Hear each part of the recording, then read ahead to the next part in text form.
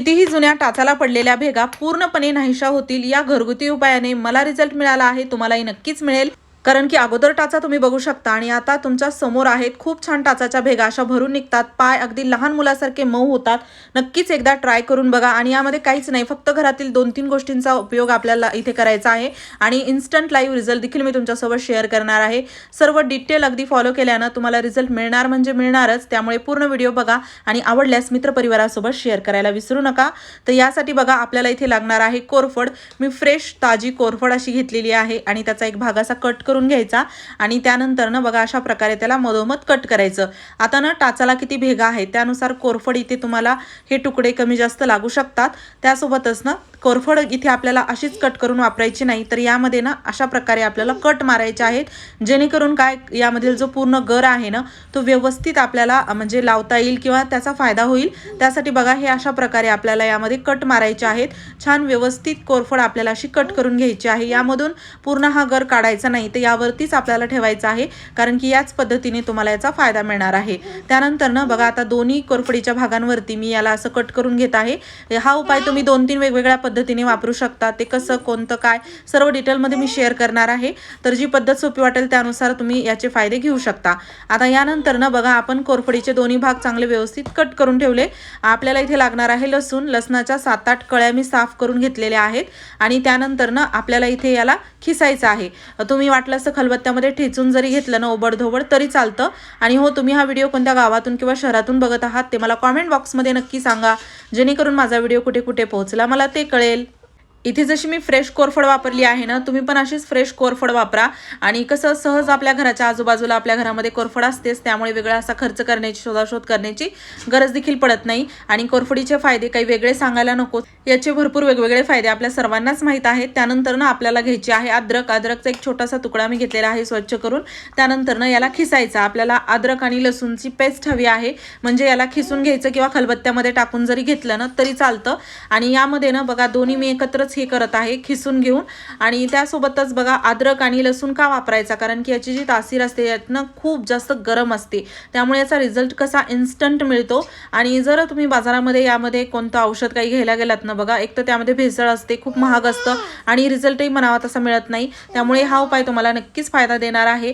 आणि इथे मी ना या अद्रक लसूणची पूर्ण खिसून घेतलेला भाग एकत्रित केला आणि इथे मी घेतलेले आहे कापूर।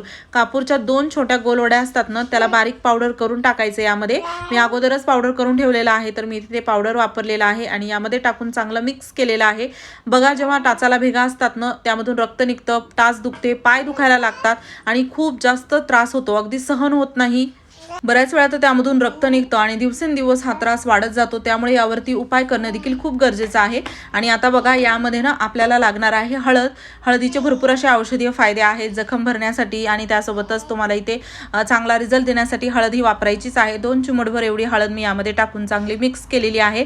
त्यानंतर ना एका छोट्याशा कढईमध्ये मी घेतलेलं आहे तेल इथे मी वापरत आहे एरंडीचं तेल, तुम्ही इथे मोहरीचं तेल वापरू शकता।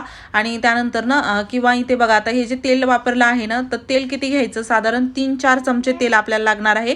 जेवढी पेस्ट कमी जास्त आहे त्यानुसार तेल लागेल आणि तेलामध्ये आपण टाकलेली आहे पेस्ट, जी की सर्व गोष्टी मिक्स करून ठेवलेली होती। आता हे ना गॅसवरती ठेवायचं आहे आपल्याला गरम करण्यासाठी। लो गॅसवरती ठेवा किंवा मीडियम गॅसवरती याला आपल्याला गरम करायचं आहे। गरम केवढं करायचं, तर बघा यामधील ना पूर्ण पेस्ट अशी तपकिरी रंगाची झाली पाहिजे, थोडीशी अशी लालसर। आता ना थोडंसं बघा हे गरम व्हायला सुरुवात झालेली आहे आणि हे पूर्ण असं तेल फेसाळ्यासारखं झालेलं आहे आणि याला हलवत राहायचं, म्हणजे कशी पूर्ण पेस्ट यामध्ये छान गरम होते। आणि यामध्ये ना आता जसं आता आपण अजून कोरफड वापरलेली नाही, यामध्ये ना सर्वात महत्त्वाचं हेच आहे की तुम्ही कोरफडीचा इथे असा वापर करत आहात की तुम्हाला ना याचा फायदा मिळणार म्हणजे मिळणारच। आणि त्यासोबतच आता बघा यामध्ये ना जसं आपण जे पण इन्ग्रेडियंट वापरलेले आहेत ते अगदी आपल्या कोणत्याही दुखण्याला, जसं की गुडघेदुखी म्हणा किंवा पाय दुखत असतील त्यावरतीही काम करतात। आणि त्यासोबतच बघा पेस्ट बघा लालसर झालेली आहे आणि याला आपल्याला खूप जास्त असं करपवायचं नाही किंवा काळं करायचं नाही, त्यामुळे ना गॅस आता मी बंद केलेला आहे। आणि हे सध्या खूप गरम आहे, तर गरम असतानाच याला वापरायचं आहे। आणि कसं वापरायचं म्हणजे अजून बनवायचं आहे म्हणू शकता। इथे ना आता ही जी कोरफड आहे फ्रेश ठेवलेली आपण ती गरम तेलामध्ये इथे आपल्याला अशी टाकायची आहे। त्याचा जो गर आहे ना त्या साईडने आपण कट मारले होते आणि ते कट मारले यासाठीच की या कोरफडीचा जो गर आहे ना तर त्यामध्ये पूर्ण हे तेल व्यवस्थित जावं किंवा आपण तयार केलेलं टाकलेला पूर्ण हा मसाला त्यामध्ये जावा यासाठीच याला कट मारून घ्यायचे आणि गरम गरम तेल असतानाच या कोरफडीच्या पूर्ण स्लाइस या वड्या यामध्ये टाकून अशा गरम करून घ्यायच्या, जेणेकरून पूर्ण जे अर्क आहे ना ते यामध्ये आपल्याला मिळतो। आणि ही जी पेस्ट आहे बघू शकता ही यावरती लागत आहे। कोरफडही चांगली यामध्ये गरम होत आहे आणि गॅसवरून काढल्यानंतरच हे करायचं, गॅसवर हे गरम करत असताना करायचं नाही। त्यानंतर आता यामध्ये अजून भरपूर तेल आहे तर याला देखील तुम्ही वापरू शकता, असं नाही की यामधील काही गोष्टी फेकून द्यायच्या आहेत, बरोबर पुरेपूर आपण याचा वापर करणार आहोत। आणि कसं लावायचं काय हे आता बघू शकता। इथे मी ना जसं आता पाय तुम्ही पाहिले तर आता तुम्हाला भेगा दिसणार नाहीत, कारण की ना अगोदरच हे मी वापरलं आहे, मला याचा फायदा मिळाला आहे म्हणून तुमच्यासोबत शेअर करत आहे। तर अगदी जे कोरफड आता चांगली गरम झाली होती ना, तर कारण गरम तेलामध्ये टाकली होती, गरम गरम कोरफड होती, थोडीशी आपली रूम टेम्परेचरवरती येऊ द्यायची, म्हणजे आपल्या त्वचेला जेवढं सहन होतं गरम तेवढं येऊ द्यायचं। आणि त्यानंतर असे कोरफड व्यवस्थित आपल्या पूर्ण तळपायावरती लावून घ्यायची, त्याचं तेल पूर्ण असं तळपायावरती लावायचं आणि ज्या ठिकाणी ना जास्त भेगा आहेत ना त्या ठिकाणी ही कोरफड आपल्याला अशीच बांधायची आहे। आणि इथे बांधण्यासाठी मी हे रॅपर वापरत आहे। तुम्ही ना इथे आपला कपडा जो असतो ना तो जरी अशा प्रकारे बांधला तरी चालतं, जाड कपडा बांधायचा, म्हणजे कसं ही गरम पूर्ण हा भाग इथे शेकला जातो। आणि ज्या ठिकाणी जास्त भेगा आहेत ना त्या ठिकाणीच अशी कोरफड जरी बांधली तरी चालतं आणि इतर ठिकाणी जे आपण तेल बनवलेलं आहे याचंच ते जरी लावलं तरी चालतं। तर बघा असं मी व्यवस्थित पायावरती ना माझ्या जास्त ठिकाणी भेगा असायच्या ना टाचेवरती किंवा असं इथे पंजावरती, तिथे मी याला असं लावून घ्यायचे आणि त्यानंतर रात्रभर असंच बांधून ठेवायचं, म्हणजे कसं हा भाग चांगला शेकला जातो, ब्लड सर्क्युलेशन चांगलं होतं आणि खूप छान आपल्याला रिलॅक्स वाटतं।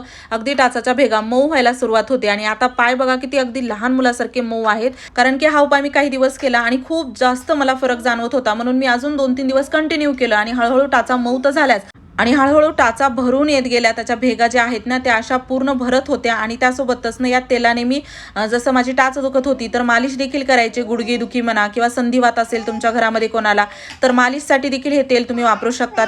या तेलाला तुम्ही भरपूर असं बनवून काही दिवसासाठी स्टॉक म्हणून एखाद्या बॉटलमध्ये भरून ठेवू शकता, म्हणजे कसं पाहिजे तेव्हा वापरता येतं। आणि त्यासोबतच ना बघा दुसऱ्या पायावरती मी कपडा बांधून दाखवला, कपडा बांधा किंवा प्लास्टिकची पन्नी देखील लावली तरी चालतं। कपड्याने कसं ना जास्त जाड कपडा बांधला तर त्या ठिकाणी ना खूप छान बराच वेळ तो भाग गरम राहतो, शेकला जातो आणि अजूनच चांगलं वाटतं।